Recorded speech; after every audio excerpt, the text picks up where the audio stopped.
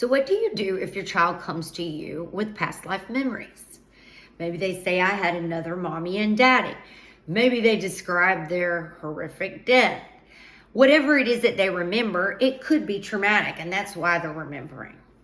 It's very important not to shut them down. Whether they're just having fun in a world of pretend or whether this is a real past life memory can be distinguished from this other video I made. You wouldn't shut down a kid's imagination either, by the way. However, once you know it's real, I do think it needs to be approached in a very serious and caring and compassionate, open way. So, you don't want to mock the child. You don't want to tell them that they're wrong.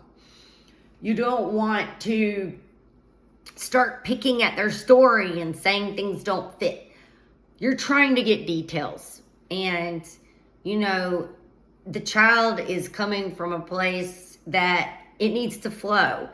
And any negative energy that you can put in here is going to probably stop them. So try not to be critical. If your partner or spouse is critical, put them in another room. You know what I mean?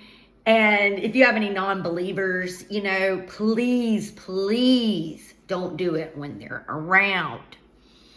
Some of the emotions that could come out of this are very real emotions. I mean, how would you feel if you knew from a past life that your parents didn't particularly want the gender that you came out? I've heard that story. And that would be such a sad feeling. So what you have to do next, besides accepting the story and saying how terrible and I feel so bad that happened to you, but letting them know that now things are different and that you're going to take care of them this time. Really, really assure them that it's going to be better, and you promise.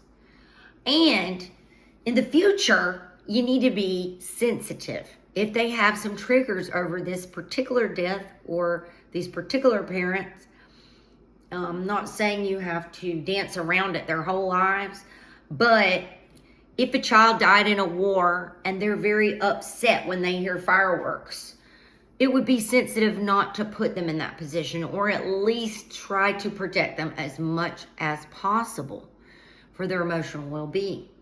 At some point, these memories may fade. If you work with the memories, and they can actually get some emotional processing out of it, and they may not be triggered anymore.